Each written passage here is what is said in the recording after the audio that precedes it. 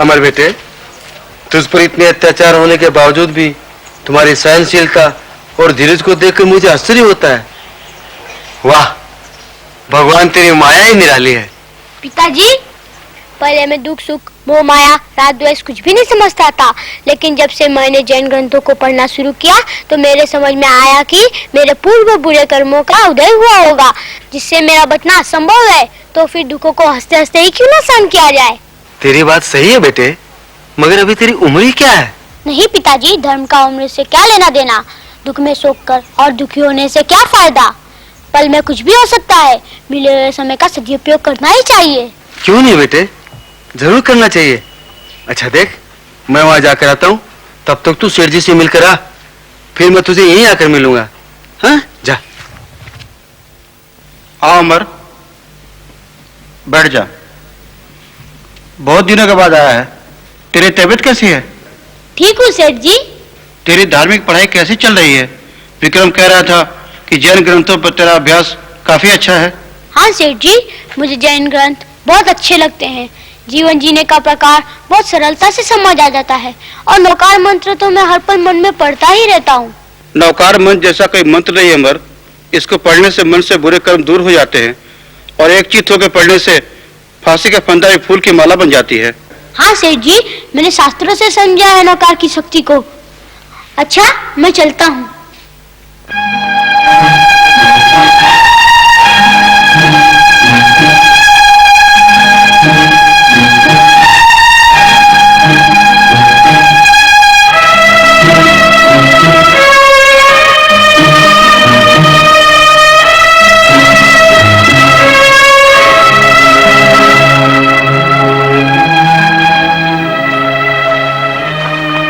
महाराज, आज आप बहुत ही चिंतित दिखाई दे रहे हैं। हाँ महारानी, राज सिंहासन तो कृपान की धार की तरह तीक्ष्ण होता है। उसकी चुभन कई बार सिंहासनधारियों को बेचैन कर दिया करती है। मगर उस धार को तो आपने आज तक हंसते हंसते सहन किया है महाराज। आज अवश्य को ऐसी गुड बात हुई है जिसने आपको झिंझोड़ के रख दिया। क्या बात है नाथ, कुछ तो कहिए। क्या कहूँ महारानी, मैं एक विचित्र सी उलझन में फंस गया हूँ। कहते हैं कह देने से मन का भार हल्का हो जाता है, और मैं तो आपके अर्धांगिनी हूँ स्वामी। आप अपनी व्यथा मुझे नहीं कहेंगे तो फिर किसे कहेंगे? आपको तो ज्ञात ही है कि मैंने एक कलाकार को चित्रशाला बनाने का वचन दिया था। जी हाँ महाराज, और आपने तो इसके निर्माण की आज्ञा भी दे दी थी, और संभवतः वो नहीं बन पाई है। जहाँ निर्माण कार्य शुरू हुआ था वो भूमि तो श्रापित है। तो राज ज्योतिष का कहना है कि वहाँ का दोष तभी समाप्त हो सकता है जब वहाँ किसी 32 लक्षण युक्त बालक की बलि दी जाए। नहीं महाराज, नहीं।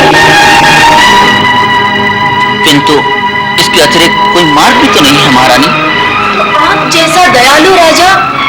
नहीं स्वामी नहीं, आप ऐसा नहीं कर सकते, और संसार की कोई भी माता अपने पुत्र को बलि पर नहीं चढ़ने देगी स्वामी। तो हम उस बालक के तोल का स्वर्ण उसके माता पिता को दे देंगे।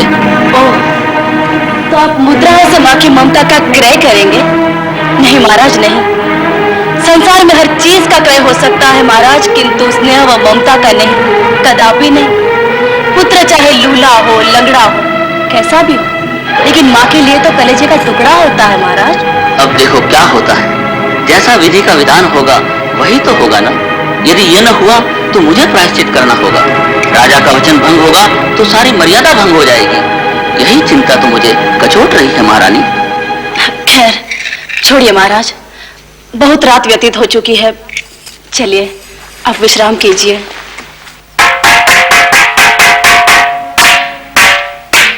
सुनो सुनो सुनो सुनो भाइयों, सुनो। हमारे राज्य में एक चित्रशाला बन रही है जिसका प्रवेश द्वार देवी प्रकोप के कारण नहीं बन पा रहा है। अतः जो भी देवी को खुश करने के लिए अपने बालक की बलि देगा उसे उस बालक के वजन के बराबर स्वर्ण मुद्राएं दी जाएगी।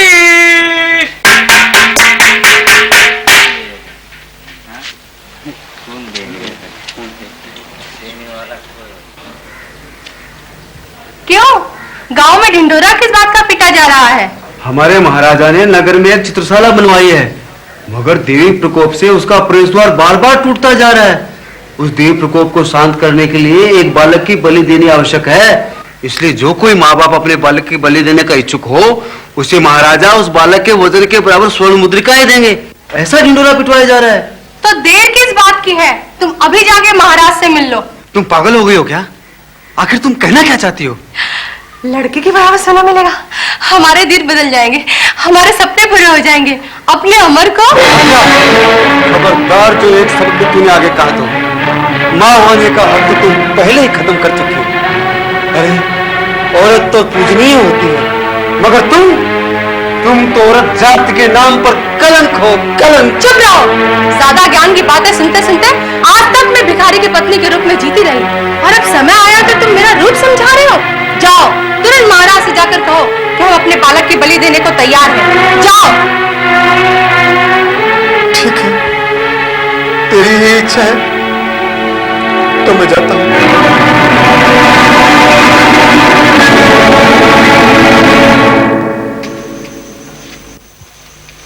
कौन तुम? किससे मिलना चाहते हो? मेरा नाम ऋषभ दत्त है, मुझे महाराजा से मिलना है, अत्यंत आवश्यक काम है। ऐसा कौन सा अत्यंत आवश्यक काम है जो इसी समय मिलना चाहते हो?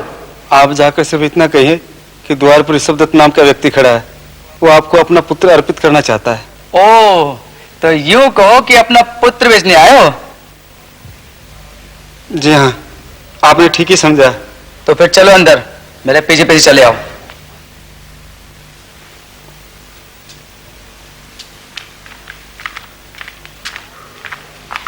महाराज की जय हो। ये ऋषभ दत्त है पृथ्वीपति, अपने पुत्र को बेचना चाहते हैं। कहाँ है तुम्हारा पुत्र? जी घर पर है। तो तुम उस बालक को यहाँ लेकर आ जाओ, हमारे राज ज्योतिष उस बालक का निरीक्षण करेंगे। उनके मतानुसार यदि वह बालक 32 गुणों से युक्त होगा तो तुम्हें उसके वजन के बराबर स्वर्ण मुद्राएं दे दी जाएंगी। किंतु क्या महाराज? क्या तुमने उस बालक की माता से अनुमति ली है? यदि उसने अपने बालक को देने में आनाकानी की तो? आप निश्चिंत रहे महाराज, मैं उसके आग्रहवश तो यहाँ उपस्थित हुआ हूँ। हम उसे सहर्ष देने को तैयार हैं। तो ठीक है, तुम अपने बालक को यहाँ लेकर आ जाओ, हम राज ज्योतिष को यहीं बुला लेते हैं। जो आज्ञा महाराज, मैं उसे लेकर शीघ्र ही उपस्थित होता हूँ।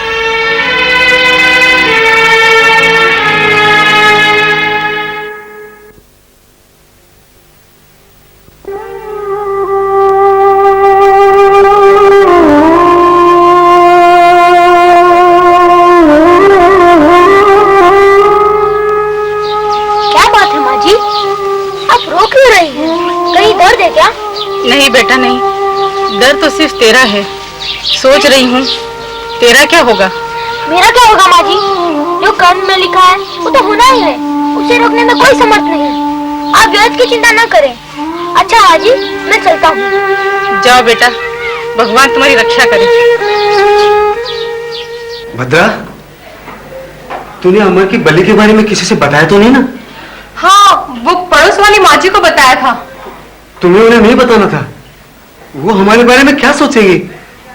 क्या ठीक है, अमर कहाँ है? लो, वो आ गया। आगे बेटे, तुम्हें मेरे साथ राजमहल चलना है। तुम्हें महाराजा ने याद किया है। क्यों? पता नहीं बेटे, ये तुम वहीं जाकर पता चलेगा। ये सैनिक तुम्हें बुलाने के लिए आया है। चलो चलकर वापस आते हैं, आओ।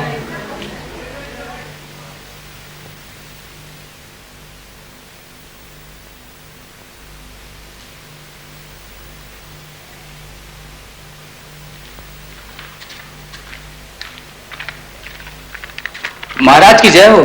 महाराज, मैं आपके कहे अनुसार बालक को ले आया हूँ। अच्छा, तो राज ज्योतिष जी, आप अपना कार्य प्रारंभ कीजिए। आओ बालक, इधर आओ।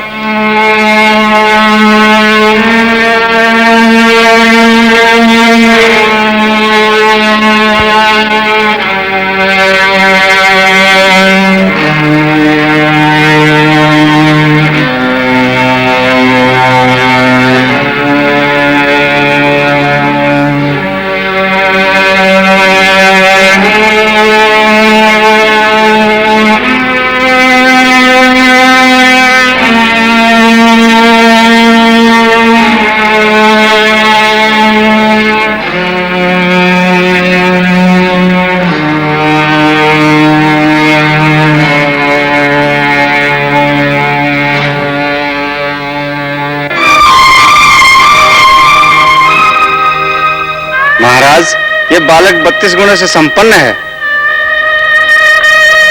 महामंत्री जी, इसका वजन करवाकर इसके तोल के बराबर स्वर्ण मुद्रा इन्हें दे दीजिए। जो आज्ञा महाराज।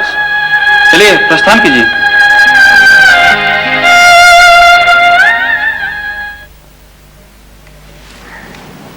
मुझे नए कपड़े, हाँ, किस खुशी में पहनाए जा रहे हैं माँ?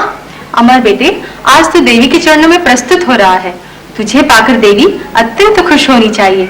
इस खुशी में नए कपड़े और हार का श्रृंगार किया जा रहा है। बालक को बाहर लाओ। मुझे कहाँ ले जा रहे हो? तुम्हारे माता पिता ने तुम्हें देवी को बलि देने के लिए बेच दिया है और महाराज ने तुम्हारे वजन के बराबर तुम्हारे माता पिता को सोना दिया है। चलो अब। नहीं माँ, मुझे मत भेजो माँ, ये लोग मुझे मार देंगे, मेरी बलि चला देंगे माँ, मुझे मत भेजो माँ। माँ देख बेटा, तू कितना समझदार है। देवी तुझे पाकर बहुत खुश होगी। तेरा जीवन भी सफल हो जाएगा। और मैं तुझे मारती भी बहुत थी ना, अब तू जा। नहीं माँ, तुम चाहे जितना मार लो, मुझे जान से मार डालो, पर मुझे वहाँ मत भेजो माँ। सैनिक, इसे ले जाओ। पिताजी, आप माँ को समझाइए ना, मैं तो आपका लाडला बेटा हूँ ना। आप तो मुझे रोता देख खाना भी नहीं खाते थे। अमर बेटे, तू तो जानता है कि तेरी माँ के सामने मैं कुछ नहीं कर सकता। जा, जो भगवान को मंजूर होगा वही होगा। मन में विचार मत कर बेटे, जा, तू चला जा।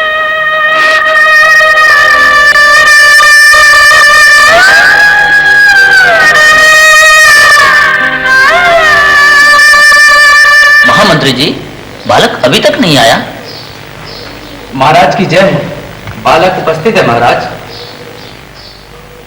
राजा प्रजा का पालक होता है महाराज। एक निर्जीव तरीका के लिए जीवित मनुष्य की बलि देना धर्म सम्मत नहीं है महाराज।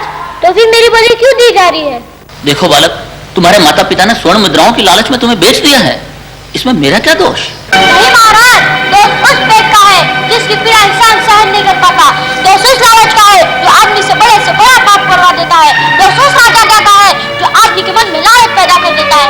दोष उस परंपरा का है जिसमें निर्जीव के लिए जीवधारी को नष्ट कर दिया जाता है महाराज। हम कुछ नहीं सुनना चाहते बालक, हमें अनुष्ठान करना है। ठीक है महाराज, आप भी तो उस भोग में फंसे हुए एक मामूली इंसान है। पूर्व भोग में मैंने भी किसी की क्या, शायद आप ही की बलि रही हो। अतः जन्म जन्मांतरों के चक्रव्यूह का दंड अब मुझे भी भुगतना पड़ रहा है महाराज। खामोश! तुम्हारी कोई अंतिम इच्छा हो तो व्यक्त कर सकते हो। मेरी अंतिम इच्छा?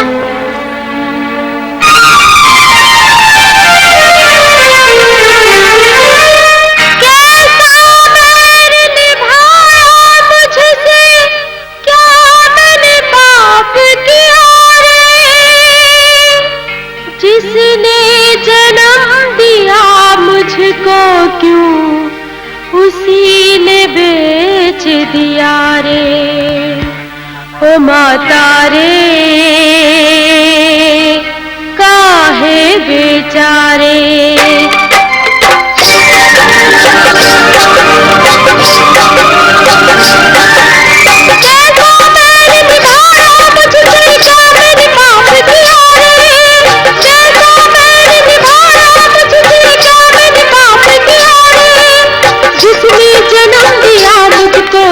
उसी ने बेच दिया रे, माता रे काहे बेचारे, माता रे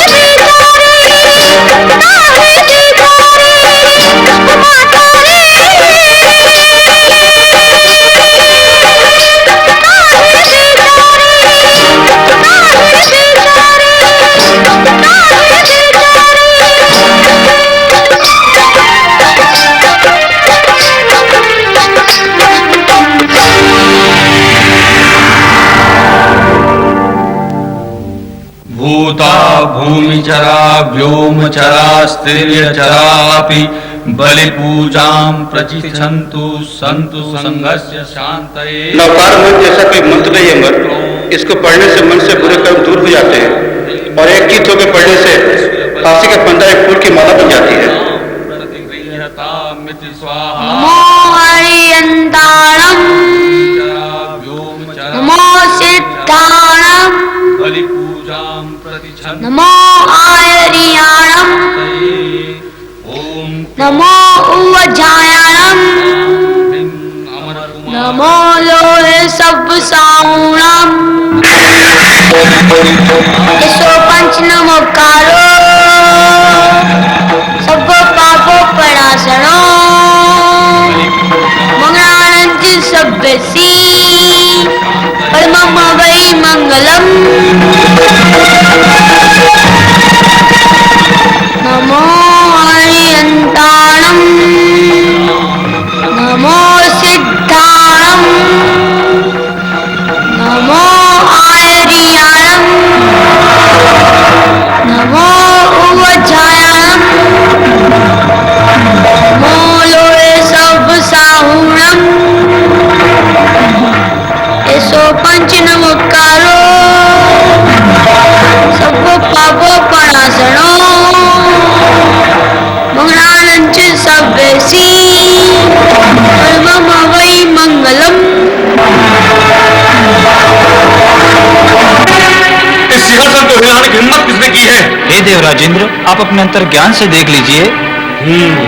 तो बालक को बलि चढ़ाए जाने की तैयारी हो रही है और बालक नौकार मंत्र में लीन है। तुम पृथ्वीलोक पर जाकर बालक को बलि होने से बचाओ और सुनो, राजा को सिंहासन से फेंक दो और बलि कुंड को सिंहासन बनाकर उस पर अमर कुमार को स्थापित करो। जाओ। जो आज्ञा देवश्री।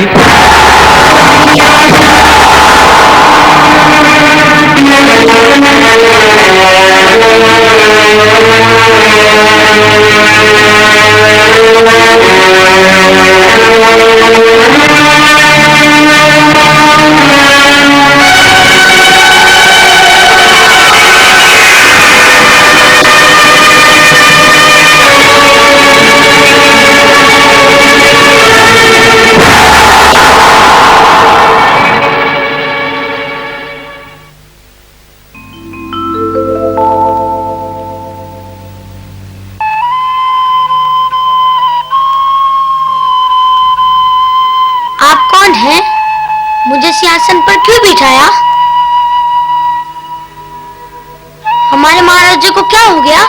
अमर बेटे, देवलोक से आया हूँ मैं, देवराजेंद्र का एक छोटा सा सेवक हूँ। तेरे नौकार मंत्र जाप में लीन होने के कारण मुझे राजा को दंडित कर राज सिंहासन तुझे सौंपने यहाँ आना पड़ा। तथास्तु।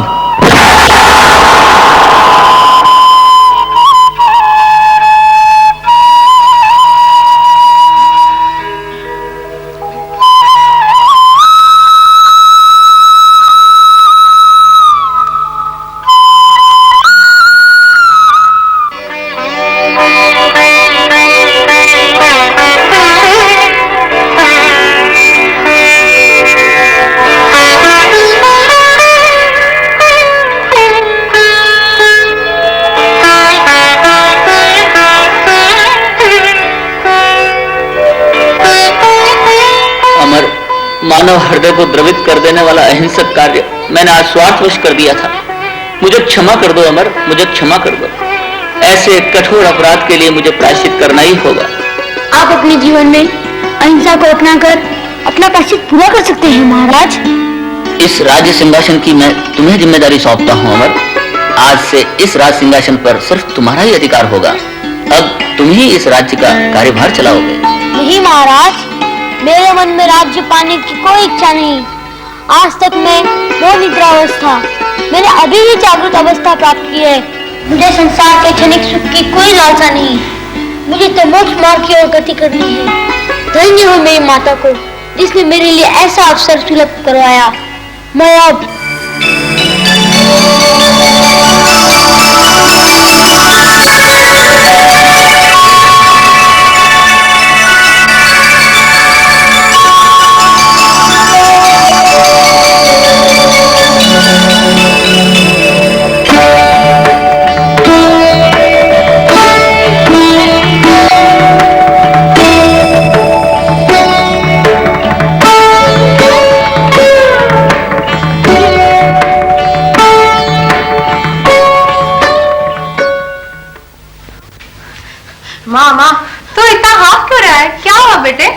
अमर बच गया माँ। अमर बच गया? हाँ माँ, देवलोक से देव ने आकर उसे बचाया माँ। उसने महाराजा की गिनती भी ठुकरा दी माँ। अब वो साधु बनकर शमशान की ओर गया है। अमर नहीं बच सकता। क्या सैनिक सुनामी वापस आ जाएंगे? नहीं, मैं भिखारी की तरह नहीं, अमर नहीं बच सकता। उसे तो मैं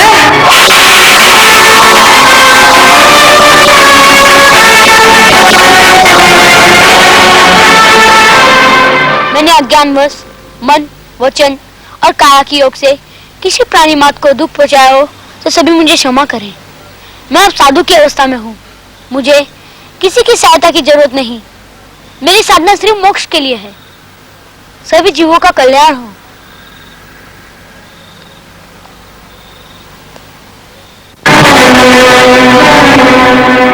तू राजा से बच सकता है लेकिन मुझसे नहीं। तूने आज तक मेरा वो रूप नहीं देखा जिसे मैं परसों से मन में लिए घुटते चली आ रही हूँ, समझा? मैं तेरी जननी होते हुए तुझसे ऐसा व्यवहार क्यों कर रही हूँ, इसका मुझे कोई भान नहीं है, क्योंकि सिर्फ तू मेरा दुश्मन है। दुश्मन, मैं तुझे जीवित नहीं छोड़ूंगी।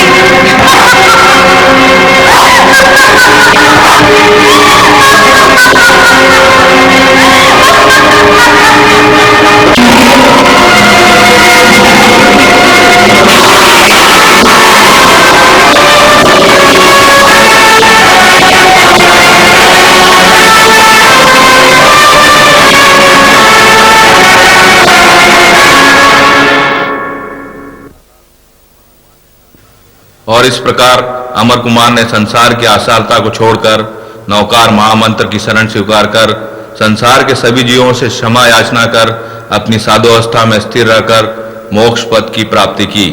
और दूसरी तरफ माया, प्रपंच व क्रोध की ज्वाला में जलती उसकी माता दुखों की परंपरा का सृजन करती हुई नरकगामी हुई। इसलिए ही जैन धर्म ने करुणा, मैत्री व विनम्रता को अपनाने का दिव्य संदेश दिया है। महामंत्र नौकार जैन शासन का मूल मंत्र, जैन वाणी का सार, भाव औषधि रूप महारसायन। इस महामंत्र का न आदि है न अंत। इसका कर्ता कौन है आज तक अज्ञात है। ऐसे महामंत्र की आराधना जीवन को उत्क्रांति की ओर ले जाती है। अनेकों आराधकों ने इसकी आराधना कर जीवन की साधना एवं सफलता पाई है। सर्व मंगल में मंगलभूत, सर्व कल्याण का कारण महामंत्र नौकार। जिसने ध्याया उसने स्वयं को पाया। अनंत अनंत तीर्थंकर इसकी महिमा बता गए हैं। अनंत अनंत जनों ने इसके गीत गाए हैं। इस नौकार मंत्र में सब कुछ समाया हुआ है।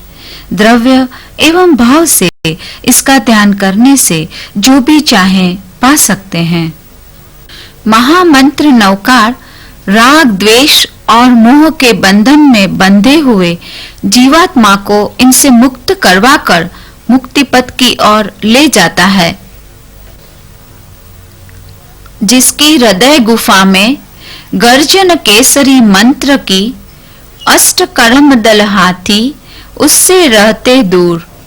जिस प्रकार केसरी सिंह की गर्जना सुनकर महाकाय हाथी के झुंड भी पलायन कर जाते हैं, उसी प्रकार जिसके हृदय रूपी गुफा में नौकार रूप केसरी विद्यमान हो तो अष्ट कर्म दूर होने में देर नहीं लगती।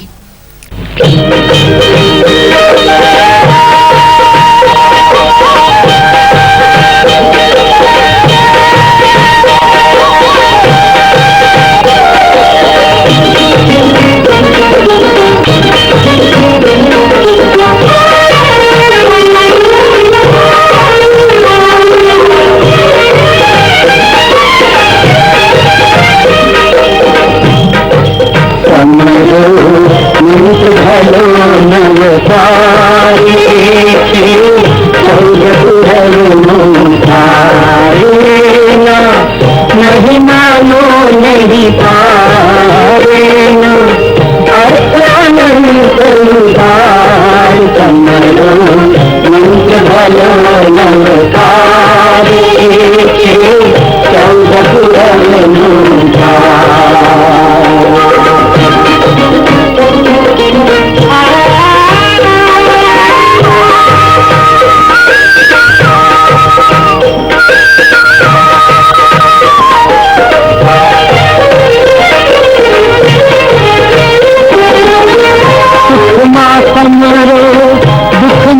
तमरो सुख माँ तमरो दुख माँ तमरो तमरो दिवस निरात तमरो दिवस निरात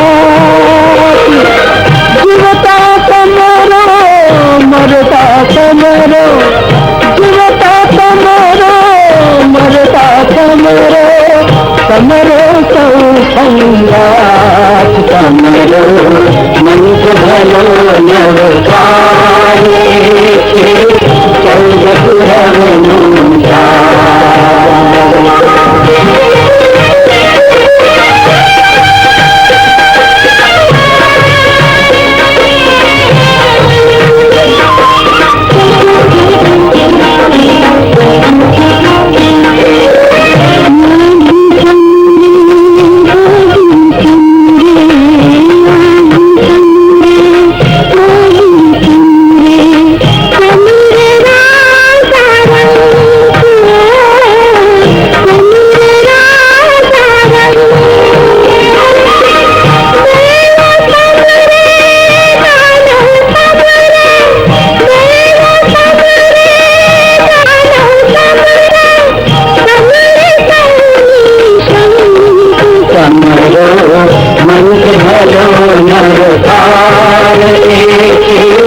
चौद पुरव नहीं मानो नहीं पारेना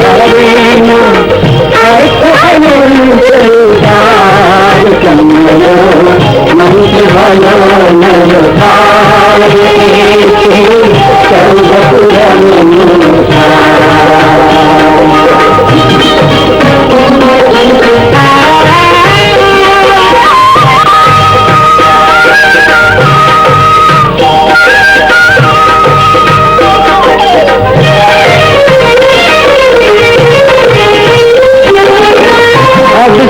अक्षर पे न जानो अब सच अक्षर पे न जानो अब सच तीरथ सार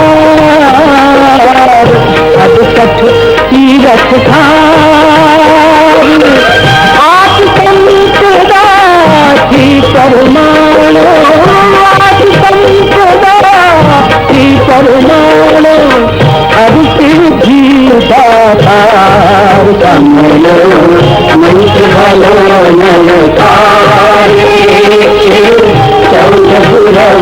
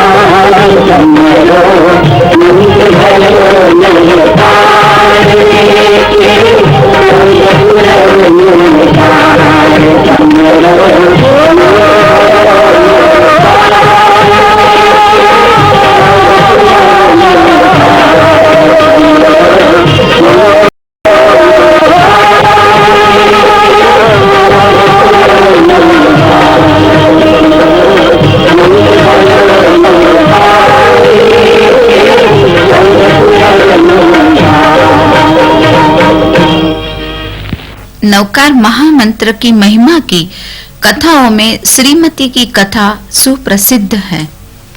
नवकार महामंत्र के कारण श्रीमती को जो लाभ हुआ, उसके कारण संसार के लोगों ने नवकार की महिमा को जाना। श्रीमती ने यह प्रतिज्ञा की थी कि मैं जैन धर्म का पालन करने वाले के साथ विवाह करूंगी, अन्य धर्मानुयायी के साथ नहीं। एक युवक श्रीमती को देखकर मोहित हो गया। वह उससे शादी करना चाहता था, पर श्रीमती की प्रतिज्ञा उसके मार्ग में बाधा बन रही थी। वह धर्म से जैन नहीं था। श्रीमती को पाने के लिए उसने कपट भाव से जैनाचार का पालन शुरू किया। वह नियमित रूप से दर्शन पूजन, व्याख्यान श्रवण, सामायिक प्रतिक्रमण, पर्वाराधना आदि करने लगा। धीरे धीरे उसका धर्माचरण घर घर में चर्चा का विषय बन गया। उसके धर्माचरण की बात श्रीमती के कानों तक भी पहुंची। एक दिन वह अपने ध्येय में सफल हो गया। श्रीमती का विवाह उसके साथ हो गया। श्रीमती जब ससुराल गई तब उसे असलियत मालूम हुई। वह श्रीमती को पाने के लिए ही कपटी जैन बना था। श्रीमती जब प्राप्त हो गई तब उसने जैन धर्म छोड़ दिया।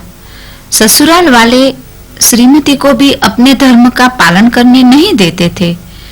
श्रीमती के लिए धर्म ध्यान अब मुश्किल हो गया। घर में कलह का वातावरण निर्मित हो गया। कहते हैं, जहाँ क्लेश कसाय बढ़ जाते हैं वहाँ शांति खत्म हो जाती है, वहाँ आग सुलग जाती है। इसलिए यदि शांति चाहिए तो कलह क्लेश से बचना चाहिए और कषाय से दूर रहना चाहिए। ससुराल वालों को भी अब श्रीमती अच्छी नहीं लगी। उन्होंने सोचा कि श्रीमती को यदि हमेशा के लिए खत्म कर दिया जाए तो अच्छा हो। घर में टकराहट नहीं होगी और शांति स्थापित हो जाएगी। पर श्रीमती को खत्म करें कैसे? यदि प्रकट रूप में खत्म करेंगे तो बात लोगों में फैल जाएगी और फिर अपनी निंदा होगी। इसलिए उन्होंने श्रीमती को गुप्त रूप से खत्म करने का निर्णय लिया। श्रीमती के लिए तो अब नौकर ही एकमात्र सहारा था। वह और तो कुछ कर नहीं सकती थी, पर नौकर का ध्यान तो मन ही मन कर ही सकती थी। नौकर ही उसका इष्ट था।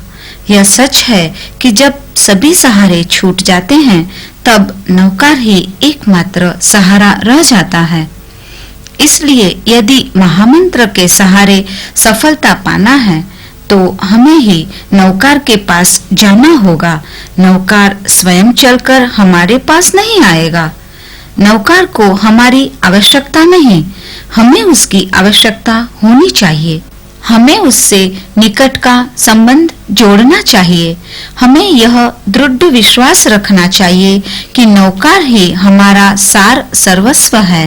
नौकर के बिना जीवन में सब सूना है। श्रीमती का तो नौकर पर दृढ़ विश्वास था, इसलिए संकट में भी वह अपनी शांति बनाए रखती थी। उसने नौकर को गहराई से पहचान लिया था। इस संसार में दुख और संताप की कोई कमी नहीं है। नौकर ही दुख और संताप से छुटकारा दिला सकता है। इसी से जीवन में शांति मिलती है। नौकर के निकट जाने वाला कषाय रहित हो जाता है। श्रीमती को ससुराल में संताप अवश्य था, फिर भी नौकर के कारण उस संताप को वह हंसते हंसते झेल लेती थी। इधर ससुराल वालों ने श्रीमती को खत्म करने की योजना बनाई। उन्होंने एक जहरीला नाग एक घड़े में बंद कर दिया। रात में जब चारों ओर शांति छाई हुई थी, उस समय पति ने श्रीमती से कहा, उधर मटके में जो फूल माला रखी है उसे ले आओ। पति के आदेश का पालन करना श्रीमती का कर्तव्य था। वह उसी समय अंदर गई। उसके मन में महामंत्र का अनुचिंतन तो जारी था ही। उसने मटके का ढक्कन खोला और अंदर हाथ डाला। प्रबल पुण्योदय से उसके हाथ में फूल माला आ गई। वह फूल माला लेकर पति के पास पहुंची। फूल माला देखकर पति दंग रह गया। वह स्वयं अंदर गया। उसने देखा मटका खाली था। उसमें सांप नहीं था। श्रीमती के भाग्य से वह सांप ही मानो फूल माला बन गया था। पति को अब अपनी भूल मालूम हुई। निरपराध श्रीमती को उसने मारने के लिए जो षड्यंत्र रचा था, उसके लिए उसे बड़ा दुख हुआ। उसने श्रीमती से क्षमा मांगी। नौकार मंत्र के कारण श्रीमती की जीवन रक्षा हुई। उसके सास ससुर को और पति को भी बड़ा पछतावा हुआ। उसकी सास ने कहा, हमने आज तक तुझे बड़ा दुख दिया, तुझे तेरे धर्मकृत्य से वंचित रखा, इसके लिए हमें बड़ा खेद है। अब तू आराम से रह, हम तुझे किसी प्रकार का कष्ट नहीं पहुंचाएंगे। तेरे कारण हमें जैन धर्म का और महामंत्र नौकार का प्रभाव प्रत्यक्ष मालूम हुआ। तेरे साथ हम भी नौकार पर श्रद्धा रखकर उसकी आराधना करेंगे। नौकार के कारण श्रीमती का संकट टला और उसकी जीत हुई। जो लोग नौकार की आराधना करते हैं, उन्हें नौकार का प्रभाव मालूम होता है। जो कुछ है वह नौकार में ही है, नौकार के बाहर कुछ नहीं है। अरिहंत का वर्ण श्वेत, सिद्ध का लाल, आचार्य का हरा, उपाध्याय का पीला एवं साधु का श्याम बताया गया है। खेतों में देखते हैं किसान गेहूं बो देता है।